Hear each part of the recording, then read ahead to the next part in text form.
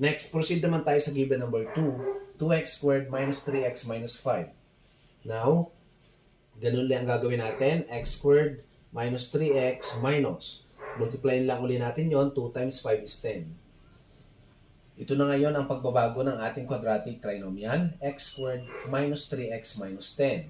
Then, maglalagay ulit tayo ng parentheses. Okay, ito ang ating variable x. Para makuha natin ang factors nito, natatama dito, tingnan natin uli ang ating constant term, negative 10. Ano yung dalawang number na kapag binultiply natin, negative 10? 5, 2. Okay, since negative yon, dalawang beses natin ilalagay ito.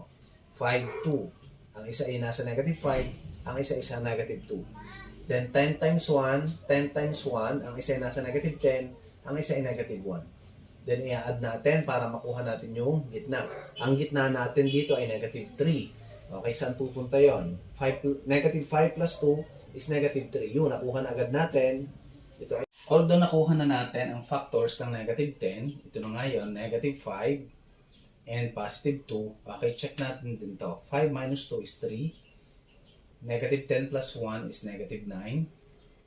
Then 10 minus 1 is 9. Therefore, ang ating factors dito ay negative 5 and positive 2. Okay, now, since nandito na ngayon tayo sa ating factors, x minus 5 and x plus 2, hindi pa ito yung sagot.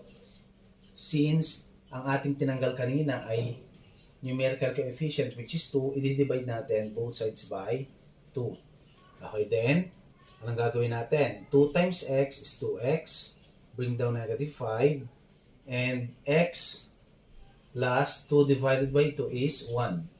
Okay, ito na yung ating sagot. Ito na yung factors na kinukuha natin. Kasi ang kinukuha natin ay factors nito. Kaya ito yung sagot. Okay, 2x minus 5 and the quantity of x plus 1.